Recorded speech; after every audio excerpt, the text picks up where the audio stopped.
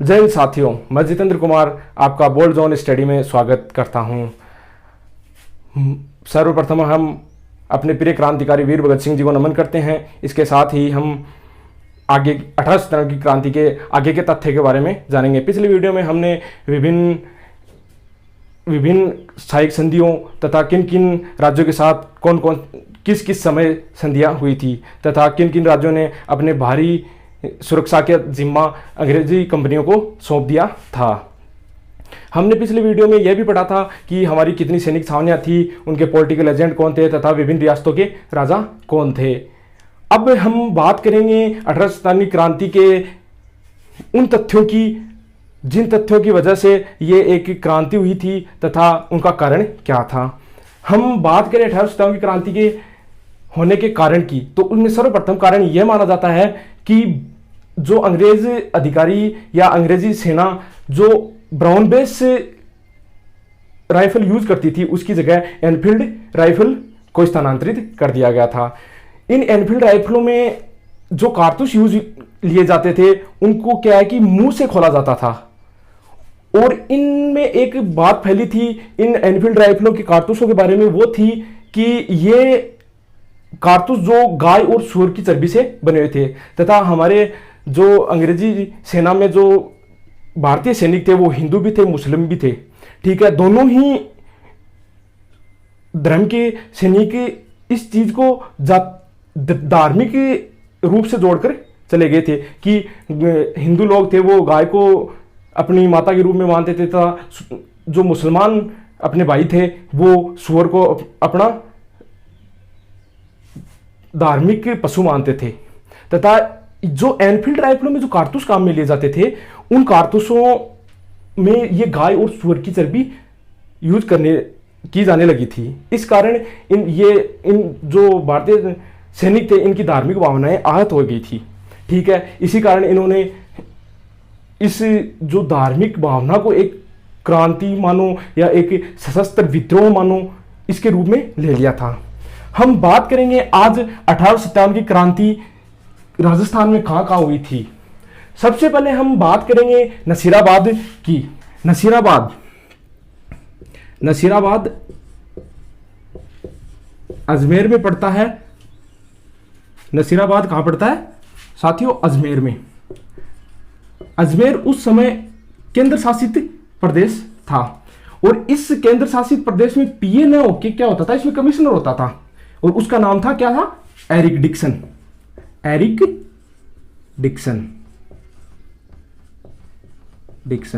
उस समय हमारे एजीजी थे वो थे पैट्रिक लॉरेंस। एजीजी थे वो कौन थे? Patrick Lawrence. उस समय यह बात थी 28 मई 1857 की। उस समय गर्मियों का मौसम था। पैट्रिक लॉरेंस अपनी ग्रीष्मकालीन राजधानी थी वो थी कौन थी? माउंट आबू। उस समय पैट्रिक लॉरेंस कहां थे? माउंट आबू थे दोस्तों। उन राजस्थान में इस 18 सितंबर की क्रांति का पता चला था वो था 17 मई 1857। और अपनी जो भारत में जो क्रांति की शुरुआत हुई थी वो थी 10 मई 1857। इस 10 मई के तुरंत 7 दिन बाद 17 मई को राजस्थान में इस क्रांति का पता चला था। उस समय पैट्रिक लॉरेंस कहां थे? माउंट आबू में। तो ये अजमेर था वो एक केंद्र शासित प्रदेश होने के कारण अंग्रेजों का सारा खजाना तथा शस्त्रागार वो कहां थे? अजमेर में थे। ठीक है, तो जैसे ही नसीराबाद में इस क्रांति का पता चला सैनिकों को, तो उन्होंने इसका विद्रोह कर दिया था। यहां अपने नसीराबाद में अंग्रेज अधिकारी थे वो थे प्रिचार्ड। कौन थे? प्रिचार्ड। तथा यहां तैनात 15वीं नेटिव इन्फेंट्री 15वीं एनआई जो इस 28 मई से ठीक 4 महीने पहले बंगाल से प्रशिक्षण लेके कहां पहुंची थी? अजमेर पहुंची थी। ठीक है, तो यहां पैट्रिक लॉरेंस को एक डर सा हो गया था कि ये 15वीं एनआई अभी अभी कहां से लौटी है, बंगाल से, तथा इनमें विद्रोह की भावना होगी। तो इनने इस 15वीं एनआई को अजमेर से ले जाकर कहां रख दिया था, नसीराबाद में। जैसे ही 15वीं एनआई नसीराबाद गई तथा इनमें जो सैनिक थे उनमें अविश्वास की भावना हो गई थी। कारण ये लोग समझते थे कि अंग्रेज अधिकारी अपने को विश्वास पात्र समझते ही नहीं है। ठीक है, ये 15वीं एनआई जैसे नसीराबाद पहुंची, यहां इनके साथ यहां थी 30वीं एनआई, 30वीं नेटिव इन्फेंट्री तथा बंबई लांसर्स। कौन सी थी? बंबई लांसर्स, बंबई लांसर्स, ये पहले ही तैनात थी। और ये जो प्रिचार्ड थे ये अंग्रेज अधिकारी कहां थे? नसीराबाद में। ठीक है, तो यहां 15वीं एनआई ने जैसे विद्रोह करना स्टार्ट किया, तो ये बंबई लांसर्स थी, ये क्या थी? अंग्रेजों की एक विश्वास पात्र टुकड़ी थी जिन्होंने हमेशा अंग्रेजों का साथ दिया था तथा इसे अंग्रेज क्या मानते थे? विश्वास का पात्र मानते थे। तो यहां जो तैनात प्रिचार्ड जो अंग्रेज अधिकारी थे, इन्होंने 15वीं नेटिव इन्फेंट्री पर गोलियां चलाने का आदेश दिया था। बंबई लांसर्स को आदेश देने से पहले इन्होंने 30वीं एनआई को भी इस 15वीं एनआई से लड़ने के लिए आदेश दिया था, लेकिन 30वीं एनआई ने इसका विरोध किया तथा उन्होंने मना कर दिया। तभी मेजर प्रिचार्ड ने बंबई लांसर्स को इस पे गोलियां चलाने का आदेश दिया। तो बंबई लांसर्स ने 15वीं एनआई पर मुठभेड़ हुई और इस मुठभेड़ में 15वीं एनआई ने मेजर न्यूबरी को मार डाला तथा उनकी हत्या कर दी तथा यहां से लूट लाट के और यहां से भागे और मेजर प्रिचार्ड भी यहां से भाग छूटे। ठीक है, और यहां से जैसे इस बात का पता जोधपुर के शासक को चला तो इन्होंने इस टुकड़ी या इन अंग्रेज अधिकारियों को कहां बुलाया? जोधपुर बुलाया। जैसे ये जोधपुर जा रहे थे उस समय एक अंग्रेज अधिकारी थे मिस्टर पेनी। कौन थे? मिस्टर पेनी। ये मिस्टर पेनी इनको बहुत ही एकदम डर सा हो गया तथा आधी रात के कारण मिस्टर पेनी की क्या होगी? मृत्यु होगी जोधपुर पहुंचने से पहले ही। इन 15वीं एनआई और 30वीं एनआई ने जमकर नसीराबाद छावनी को लूटा और यहां से ये कोटा से होते हुए कहां पहुंच गए? नीमच। तो दोस्तों ये हमारे थी नसीराबाद छावनी की घटना, जिसमें हमने पढ़ा कि ये नसीराबाद छावनी थी, ये अजमेर कमिश्नर क्षेत्र में आती थी। अजमेर में कमिश्नर थे एरिक डिक्सन, एजीजी थे पैट्रिक लॉरेंस, और पैट्रिक लॉरेंस उस टाइम कहा गए थे माउंट आबू। और ये 28 मई 1857 को राजस्थान में प्रथम बार नसीराबाद में इस सशस्त्र क्रांति का शुभारंभ हुआ था। ठीक है दोस्तों, और इसमें जो हमने नसीराबाद छावनी में जो अंग्रेज अधिकारी थे वो थे कौन थे? प्रिचार्ड। ये यहां से 15वीं एनआई अजमेर ने जाकर कहां पहुंची? कोटा के रास्ते होते हुए जाकर कहां पहुंची? नीमच। दोस्तों ये अपनी जो नसीराबाद छावनी के बारे में जो अपना जो भी मैटर था वो हमारा ये यहां है। ठीक है, यहां से ये छावनी कहां पहुंची? अब नीमच। अब दोस्तों हम पढ़ते हैं नीमच के बारे में। नीमच मैंने आपको पिछले वीडियो में बताया था कि नीमच उस समय राजस्थान में था और वर्तमान समय में यह कहां पड़ता है? मध्य प्रदेश में। दोस्तों हम पढ़ते हैं नीमच के बारे में। दोस्तों नीमच मैंने बताया कि नीमच पड़ता है मध्य प्रदेश में।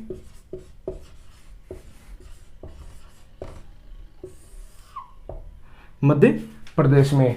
दोस्तों ये अपने जो नीमच की क्रांति थी इसका नेतृत्व करता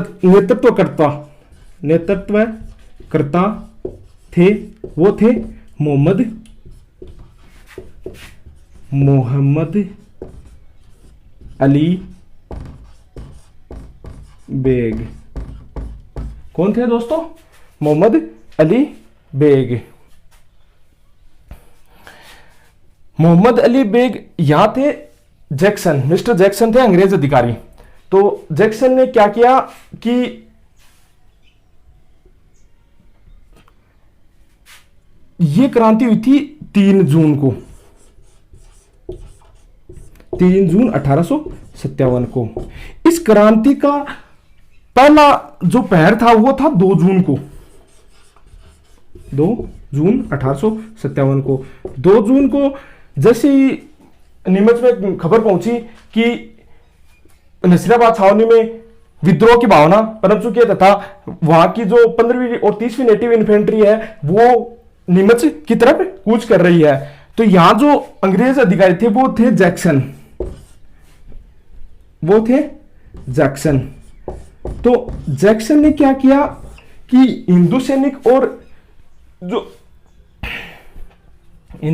और मुस्लिम सैनिक थे, उनसे हिंदू सैनिकों को तो क्या किया, गीता पर या गंगा जल की सौगंध दिलाकर उनको अपने विश्वास में लेने की कोशिश करी, तथा जो मुस्लिम थे, मुस्लिम भाई थे अपने, जो उनको क्या किया, कुरान की शपथ लेकर अपनी तरफ पूरा आकर्षित करने की कोशिश की। और स्वयं उन्होंने बाइबल, जो मिस्टर जैक्सन थे उन्होंने बाइबल की कसम खाकर इसको मतलब अपने आप को विश्वास के योग्य साबित करना चाहा। लेकिन ये जो मोहम्मद अली बेग थे ना, ये थे अपने अवध के। ये वही अवध है जिसको 1856 में कुशासन का आरोप लगाकर इसको अवध को हड़प लिया था। जबकि इन्होंने पहले जो अंग्रेज अधिकारियों ने गोद निषेध की जो प्रथा थी वो लागू करके अवध को छीनने की कोशिश करी थी, लेकिन इन्होंने इनके साथ अविश्वास किया, क्योंकि गोद जो अवध की जो नवाब थे वो तो खत्म हो गए थे। उनकी बेगम थी बेगम हजरत महल थी। बेगम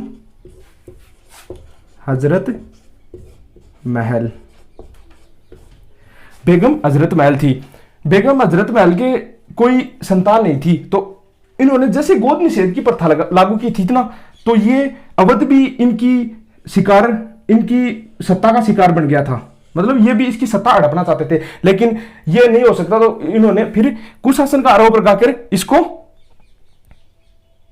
अवध को अड़पने की कोशिश की थी।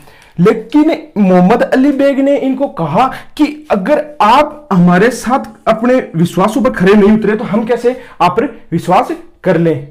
फिर क्या हुआ कि यह क्रांति का विद्रोह है, या विद्रोह का पहला जो सैनिक, विद्रोह करने वाला पहला सैनिक था वो था मोहम्मद अली बेग। तो जैसे ही आपस में मुठभेड़ की या युद्ध हुआ, तो यहां से क्या हुआ था कि 40 जो सैनिक थे, 40 सैनिक यहां से जो अंग्रेज सैनिक थे, 40 अंग्रेज सैनिक थे वो यहां से निकलकर भाग चले।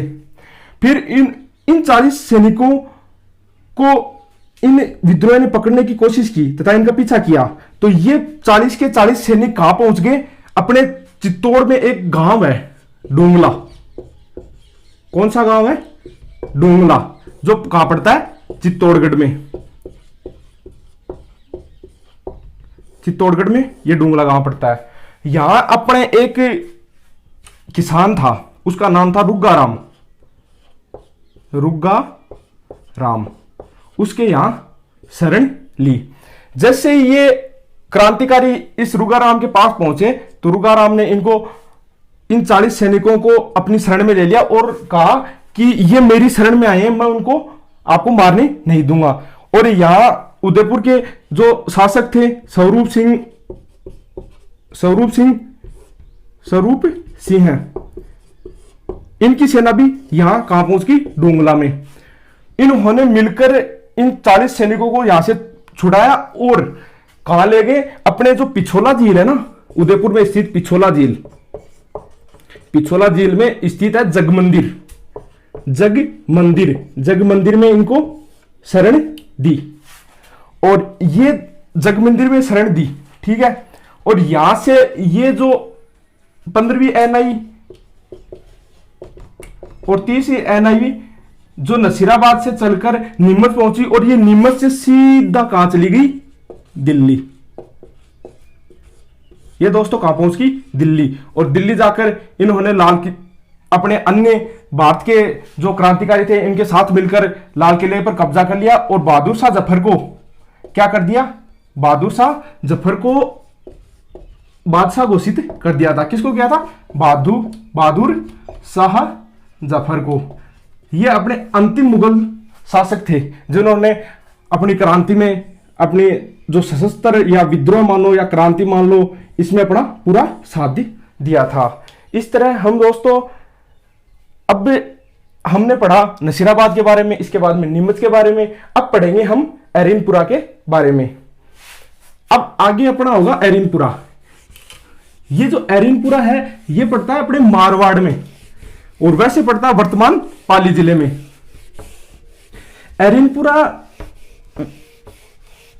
एरिनपुरा वो छावनी है जो यूं मान के चलो कि सबसे ज्यादा संघर्ष हुआ है यहां एरिनपुरा पड़ता है पाली में और ये वैसे पड़ता है मारवाड़ रियासत में। ठीक है, अब मारवाड़ रियासत का शासक था वो था तख्त सिंह और यहां का पीए था वो था पॉलिटिकल एजेंट, हमने पढ़ा था मैक मोशन। ठीक है, अब हम वहां जैसे गुल्लर थी, आलनियावास थी, ठीक है, और आसोप थे, इनके जो ठाकुर थे इन्होंने मिलकर वहां क्रांति करने का एक प्रयास किया था। ये अपने अववा के ठाकुर थे कुशाल सिंह, अववा के ठाकुर थे कुशाल सिंह। कौन थे, कुशाल सिंह चंपावत, इनके यहां चले गए थे। ये बहुत ही जुझारू नेता थे, मतलब इनमें नेतृत्व करने की क्षमता थी, वो बहुत ही व्यापक थी और बहुत ही यूं मान के चलो कि एक ओजस्वी नेता थे। इनका जो भी भाषा शैली थी ना वो बहुत ही खतरनाक थी। ये अपने मतलब जैसे भी प्रजा मान लो या अन्य रियासतों के राजा ठाकुर, इनको अपने आप एक तरह से आकर्षित करने की बहुत ही तगड़ी क्षमता थी। इन्होंने समस्त क्रांतिकारियों को अपने किले पर ठहराया और वहां से सशस्त्र क्रांति का संचालन करने की कोशिश की। हम बात करें एरिनपुरा की तो यहां 21 अगस्त को प्रथम बार बिगुल बजा था। 21 अगस्त 1857 को प्रथम बार बिगुल बजा था और दूसरी बार 23 अगस्त 1857 को दूसरी बार यहां, मतलब इसके 2 दिन बाद यहां एकदम सशस्त्र, मतलब यूं मान के चलो कि युद्ध का पूर्ण रूप ले चुकी थी। ठीक है, इससे पहले यहां के रिसालेदार थे 3 जो अंग्रेजी सेना में थे। रिसालेदार एक अंग्रेजी सेना में एक पद होता था। यहां थे मोती खां, ठीक है, सूबेदार शीतल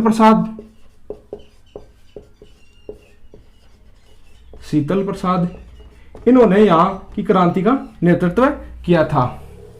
ये 2 व्यक्ति थे जिन्होंने यहां की क्रांति का नेतृत्व किया था। और यहां एक अपने और थे, वो थे तिलक राम, इन्होंने मिलकर इस क्रांति का नेतृत्व किया था। ये तीनों मिलकर फिर गए थे अपने अववा के ठाकुर कुशाल सिंह के पास। ठीक है दोस्तों, इन्होंने मिलकर इस क्रांति का शुरुआत तो कर दी। ठीक है, यहां अपने आसोप के थे, आसोप के कौन थे, आसोप के शिवनाथ सिंह, आसोप अपनी ये आसोप के ठाकुर थे शिवनाथ सिंह। इन्होंने एक नारा दिया था, आसोप के ठाकुर थे कौन, शिवनाथ सिंह। इन्होंने एक नारा दिया था, चलो दिल्ली मारो फिरंगी। यह नारा किसने दिया था, शिवनाथ सिंह आसोप ने। ये अशोक के थे, तो इनके आगे यहाँ शिवनाथ सिंह अशोक भी लगाया जाता कभी कभार हमारे यहाँ। अब क्रांति का एक तरफ से रूपरेखा पूर्ण रूप से शुरुआत हो चुकी थी, यूं मान के चलो। फिर हम बात करते हैं इससे आगे की, वो था बिठोड़ा का युद्ध। बिठोड़ा का युद्ध। बिठोड़ा का युद्ध 8 सितंबर 1857 को हुआ था। कब हुआ था दोस्तों? 8 सितंबर 1857। और ये बिठोड़ा का युद्ध किसके मध्य हुआ था? इसमें हुआ था कुशाल सिंह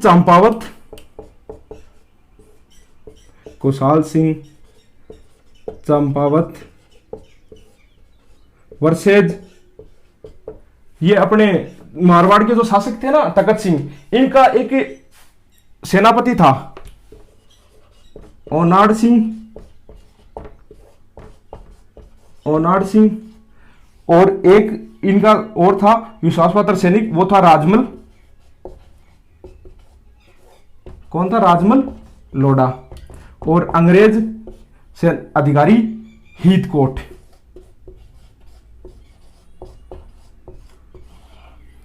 ये हुआ था अपने बिठोड़ा नामक स्थान पर, बिठोड़ा का युद्ध।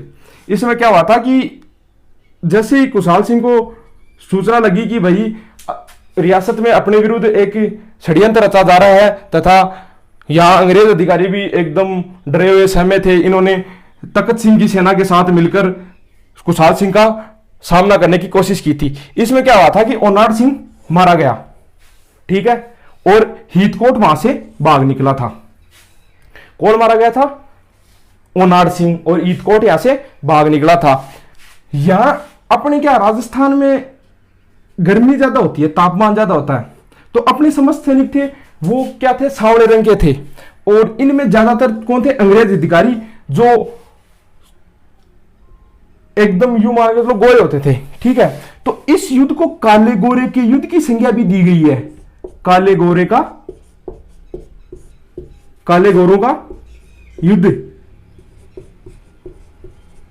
इस बिठोड़ा के युद्ध को क्या दी गई है? काले गोरे युद्ध की संज्ञा भी दी गई है। इसके बाद में जैसे ही यहां ओनाड सिंह मारा गया, हीथकोट भी डर के भाग गया, तो क्या हुआ कि पैट्रिक लॉरेंस एकदम यूं मान के चलो टेंशन में आ गया था। तो इन्होंने पैट्रिक लॉरेंस ने ये राजस्थान में आ गया था। पैट्रिक लॉरेंस वहां से भागकर यूं चलो ये खुद अपने आप युद्ध में उतर गया था, ठीक है। अब इसमें अपने जो मारवाड़ का जो पीए था मैकमोसन, पीए था वो था कौन? मैकमोसन। और पैट्रिक लॉरेंस की संयुक्त सेना,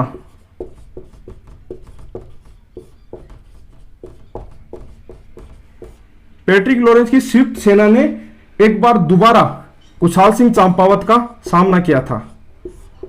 कुशाल सिंह चंपावत का सामना किया था। कुशाल सिंह चंपावत वर्सेस मैकमोसन और पैट्रिक लॉरेंस। अब जैसे कुशाल सिंह ने इस युद्ध में अपनी संयुक्त सेना के साथ उतरा, तो इन्होंने क्या किया कि मैकमोसन की गर्दन काट ली। जैसे ही मैकमोसन की गर्दन काटी और पैट्रिक लॉरेंस वहां से भाग निकला। पैट्रिक लॉरेंस यहां से भागा और इन्होंने मैकमोसन की गर्दन काट के और पूरे अपने जो अवा जो क्षेत्र था उसमें घुमाया और किले की दीवार पर लटका दिया। तो यहां एक यूं मान के चलो कि इनकी बहुत ही बड़ी विजय हुई थी कुशाल सिंह चंपावत की, ठीक है। और ये जो इस युद्ध को नाम दिया जाता है चेलावास का युद्ध। चेलावास का युद्ध। यह युद्ध कुशाल सिंह के लिए बहुत ही निर्णायक साबित हुआ था। इसमें अशोक के शिवनाथ सिंह थे, सलूंगर के केसरी सिंह थे, ठीक है, और अन्य भी सामंत शामिल हुए थे, ठीक है। इसमें कोठारिया के जोधा सिंह भी थे। और ये एरिनपुरा जो विद्रोह है, इसी में ही शिवनाथ सिंह आसोप ने चलो दिल्ली मारो फिरंगी का नारा दिया था। ठीक है दोस्तों, आपको समझ में आ रहा होगा, मैं आशा करता हूं। ठीक है, यहां से क्या हुआ था कि जैसे ये जो दोनों युद्ध हुए, चेलावास का युद्ध और एक चीज और, ये चेलावास का युद्ध हुआ था 18 सितंबर 1857 को हुआ था। ठीक है दोस्तों, मात्र जो बिठोड़ा का युद्ध हुआ था उसके 10 दिन बाद में, तो इन जो बिठोड़ा का युद्ध और चेलावास का जो दोनों युद्ध हैं, इनमें हमें याद करने में कोई दिक्कत नहीं होगी। ठीक है दोस्तों, अब हम बात करते हैं इनसे आगे की बात में। ये चेलावास का युद्ध है और बिठोड़ा का युद्ध, ये दोनों युद्ध यहां हार चुके थे अंग्रेज अधिकारी, और इन्होंने क्या किया, फिर होम्स के नेतृत्व में दोबारा इन्होंने क्या किया, होम्स के नेतृत्व में अपनी दूसरी सेना भेजी। ठीक है, कर्नल होम्स 9 अगस्त 1860 को, नहीं सॉरी, मैं ये कहना चाहता हूं कि ये जो कर्नल होम्स के जो इन्होंने कर्नल होम्स के नेतृत्व में जो सेना भेजी थी, उस समय कुशाल सिंह ने क्या किया, कुशाल सिंह ने अपने भाई था उनका पृथ्वी सिंह है। ठीक है, जैसे ही कर्नल होम्स ने कुशाल सिंह के किले पर आक्रमण किया, तो क्या किया कि चारों तरफ से अवा का किला गिर चुका था। ठीक है, इस किले के गिरने के बाद क्या किया कि कुशाल सिंह ने सोचा कि बच निकलना तो मुश्किल है। ठीक है, अगर मैं यहां रहा तो मैं मारा भी जाऊंगा, और ये जो अपनी जो क्रांति की ज्वाला है वो भी एक तरफ समाप्त होने की स्थिति में हो जाएगी।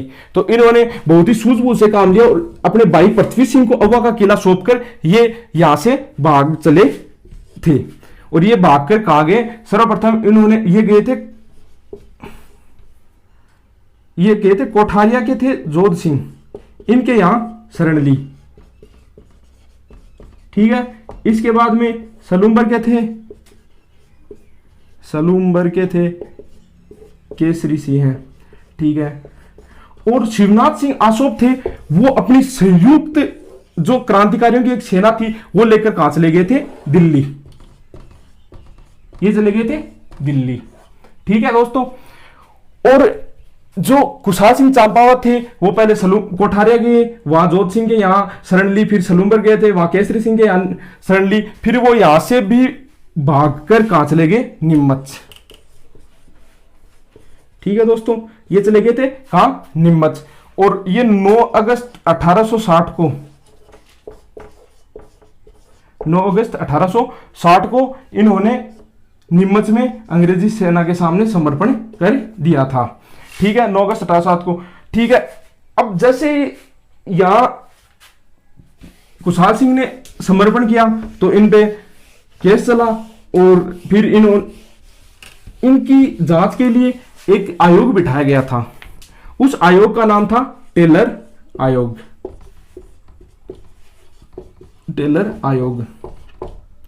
इस टेलर आयोग ने अब आगे ठाकुर कुशाल सिंह को बरी घोषित कर दिया। ठीक है, और इनकी अवा की तो जागीर थी वो छीन ली गई इनसे। ठीक है दोस्तों, अब हम आगे की जो कोटा का विद्रोह है, धौलपुर का विद्रोह है, वो अगले वीडियो में पढ़ेंगे। जब तक आप अपने जो भी विचार हैं, कोई भी नया, आप कुछ भी अच्छा, मतलब आप जो भी चाहते हैं वो एक बार कमेंट बॉक्स में जरूर दर्शाएं। और साथियों, मैं यही आशा करता हूं कि मेरा जो परिश्रम है और आपका जो परिश्रम मिलकर एक अच्छी पहल लाएगा, या अच्छी आपके भविष्य के लिए, या बहुत ही अच्छा रहेगा। ठीक है दोस्तों, और मैं आपसे यही प्रार्थना करता रहूं कि आप अपने घर पर रहें, सेफ रहें। ये जो वैश्विक महामारी फैली हुई है कोविड-19, इससे बचकर रहें। इसका एक ही, ये मान लो कि एक ही मात्र उपाय है, वो है बचाव, सिर्फ इससे। तो अपने गांव में भी इस बात को बताएं कि घर पर रहें, सेफ रहें। ठीक है, कम से कम बाहर जाएं दोस्तों। और हम अपनी प्रतियोगी परीक्षाओं के लिए यूं ही आगे अपना 28 सितंबर क्रांति का तीसरा पार्टिकल, इसमें हम कोटा का विद्रोह है। ठीक है, धौलपुर का विद्रोह है, भरतपुर का विद्रोह है। ठीक है, और इसमें जो तात्या टोपे का आगमन है, क्रांति क्यों असफल रही, ठीक है, ठीक है, क्रांति के जो प्रतीक थे वो पढ़ेंगे, और जो एरिनपुरा में जो वो अपनी सुगाली माता थी उसके बारे में पढ़ेंगे। तब तक साथियों नमस्कार, जय हिंद साथियों।